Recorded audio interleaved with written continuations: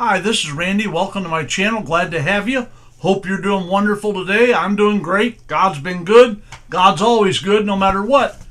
Do me a favor if you would hit that red button down in the right hand corner of your screen and subscribe. If you would give me a thumbs up, it would really help out, and they'd help them push the channel out so I can reach more people for the Lord. Need your help. Thank you for all you that have subscribed. I really appreciate it. Today we're going to talk about dating. Dating is important, and we're going to talk about that today. 1 Corinthians chapter 7, verses 1 through 3. Now concerning the things about which you wrote, it is good for a man not to touch a woman. All right? God don't want you feeling a woman up and putting your hands where they shouldn't go. All right? But because of immoralities, each man is to have his own wife. Each woman is to have her own husband.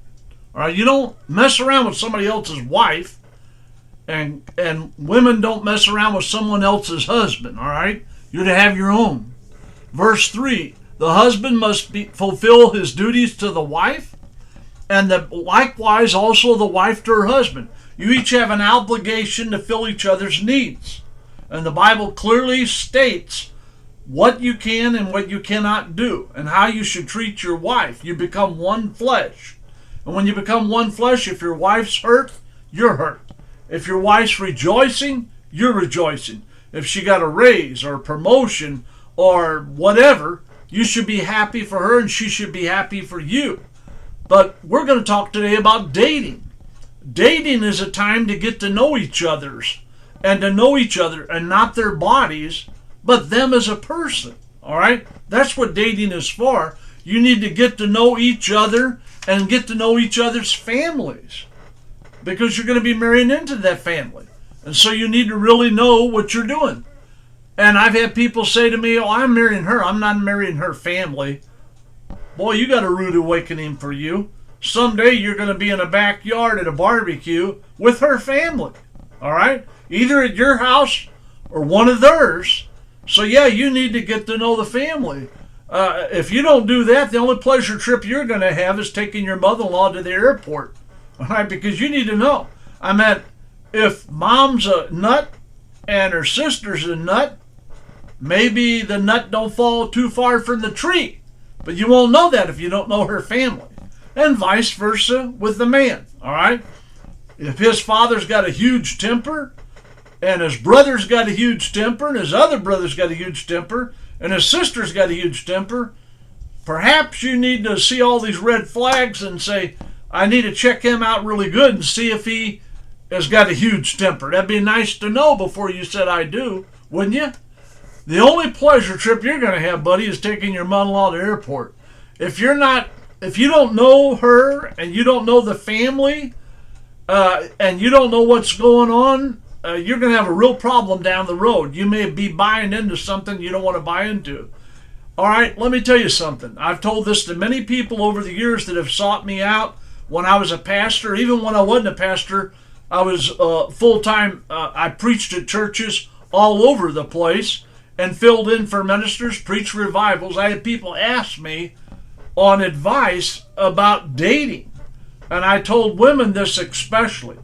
If you go out with a guy and you really like him and you think it's going to go somewhere, before you fall madly in love with him, before you go any further, if you don't live in a small town like you've known his family, you may not be friends with them, but you know through their reputation around town, you know who they are, you know where he works. It's a small town, different.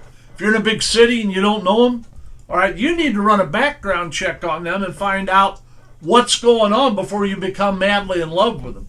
You say, well, that's terrible. No, be the best $40, $50 you ever spent. I've had women say, well, I don't know. He's really nice. He's really this. He's really that. I said, well, yeah, he wants to go out with you. He wants to be with you.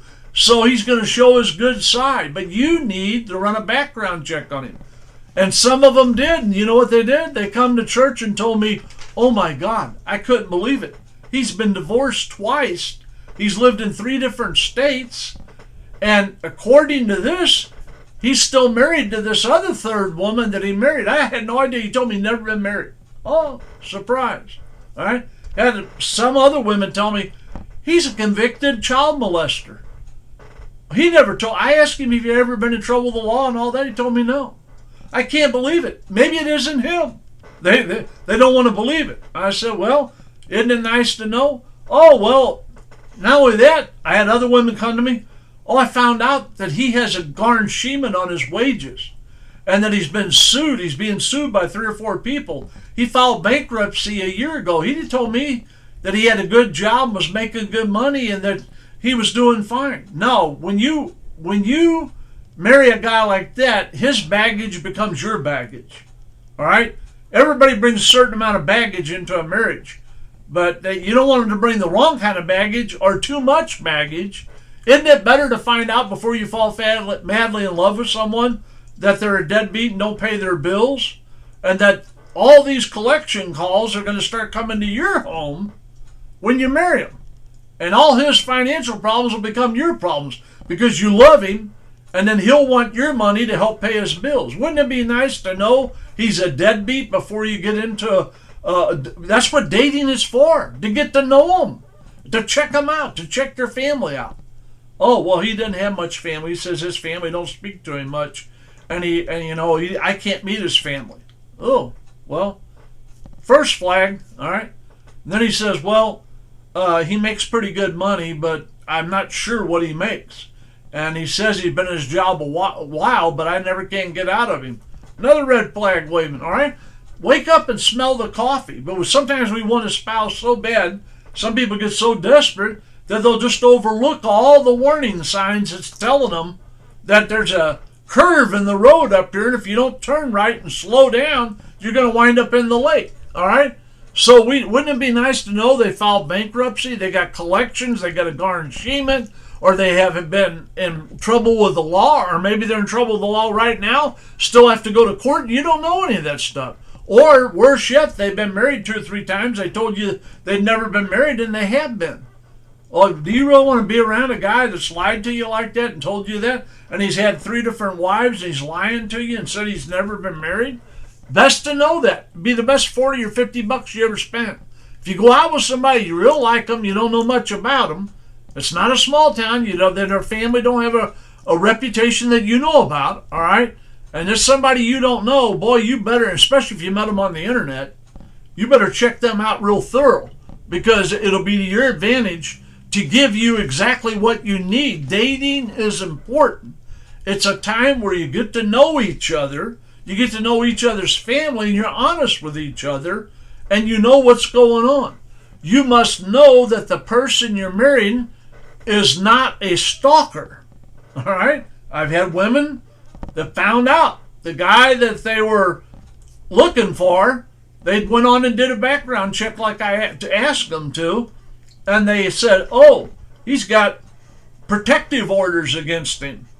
2 women's got protective orders against him. Then they found out through investigating that it was the last 2 girls he dated. He was stalking them and causing them problems to the point where he had been arrested for breaking the order of protection and not to be there, and shows up at the girl's house, kicks her front door in, and she found that out. Is that really the kind of guy you want to be running around with and you want to think about a long-term future with?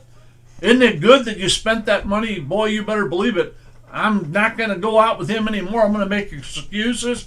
I'm not going to go out with him anymore. Well, great. I'm glad you found it out. It's best to find it out. Dating is a time to get to know each other so that you can make sure the person that you're going to like or maybe fall in love with is not a big problem with a lot of baggage that you don't want to take on. So we need to realize that, and it's nice to know where they stand financially, spiritually, physically, and find out about their background. You must know each person that you're dating. Hope that and pray that they're not got all these problems, but they could be. They could be a stalker. They could be a person that has assaulted several women. And you find out about it. Best to find out about it before you become one of their victims. So do a background check. And the family, you need to get to know their family. And you need to do this early in the dating process so you know who you're dating and who you're getting acquainted with and who you're going out with. If a man becomes real jealous and gets enraged easily, best to find that out immediately so you don't get tied up with somebody like that. But when they fall in love with them, they go on and marry them anyway. All right, they go on and marry them anyway, and then they wind up getting a divorce, and sometimes they wind up getting beat up or worse. So you need to realize that dating is important, and getting to know people is important, but you need to protect yourself and be smart as a dove. Be harmless as a dove and smart as a serpent. Be smart. All right, don't be stupid. Do what God gave you this head for. It's not there just to wear a hat on. It's to think and to date someone and get to know them and get to know who they are so that you don't get entangled with someone that has a ton of problems. Now, if they have a few problems and you think you can work through them and you really like them, you want to pursue it, that's up to you. But if they got big time problems, you think there's no way I can handle this, best to bail then and get out of something before you get drug into something. Dating is get to know people, all right? Get to know people. And let me tell you something, ladies. I'll say it to you more than men. If he says that he won't go any further with a relationship if you don't sleep with him, and you say, I don't want to do that because I want to wait till I'm married, and if he says, well, you got to do it or I'll get me another girl, let him get another girl. Tell him to hit the road. He's not worth it. If you aren't worth it, he's not worth it. All right? You ought to be worth more to him than that. If you get a chance here, please subscribe. I try to give people the plain truth. I try to give people the Bible. I'm not here to critique other ministers. I'm not here to pick other ministers apart and all. That's not my cup of tea. I know on Facebook you get more views when you do that stuff. More people like to see bad news. They like to believe the worst about everybody, all right? But that's not me. I try to bring the gospel like dating, finances, about children, how parents should get along with children, about churches and how the body of Christ should get together. I try to teach the real stuff, the real Bible, the real people, and give you real solutions, not other things that don't amount to a hill of beans to me. I do the best I can. If you love it, if you like it, please subscribe. Please let a friend know about it. Please share it. Give me a thumbs up. I really appreciate it. I want to thank you for your time. This time till next time, Old Rev May signing off. You have a wonderful day, and thank you so much for watching my channel.